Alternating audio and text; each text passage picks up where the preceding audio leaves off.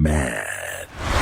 Ang susunod na video na inyong mapapanood ay nanggaling kay Mario Ramsey.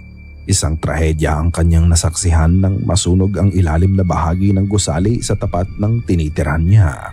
Katulad ng iba, kapag may ganitong mga nangyayari, ang unang gagawin nila ay maglabas ng cellphone at i-record ang nagaganap sa harapan nila. Ngunit habang siya ay nagre-record, may nakita siya na siguradong nagpatayo sa mga balahibo niya. Sunog. Nakalagay.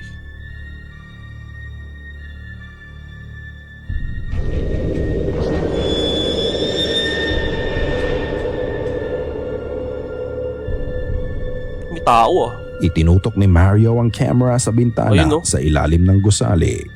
Malaki na ang apoy at unti-unti na nitong kinakain ang nasa paligid niya. Ngunit nakita mo ba yon? Habang nakatutok ang camera sa bintana, isang silhouette ng lalaki ang lumalapit sa bintana. Parang nakita niya si Mario na nire-record ang nangyayari. Ang silhouette figure ay parang nasusunog din. Maya-maya pa, bumagsak ang nasusunog na imahe ng lalaki at dito na nakat ang video. Sinubukan kong alamin kung saan sa Mexico nangyari ito at kung may namatay ba sa sunog.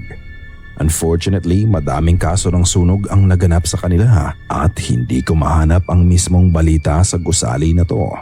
Ano kaya ang nakuha ni Mario? Ito ba ay kaluluwa ng taong humihingi ng saklolo hanggang sa kanyang huling hininga? Kayo na ang bahalang humusga. Di kaya yun sa X-Men. Sa Fantastic Four ba yun? Yung si Human Torch. Baka siya yan.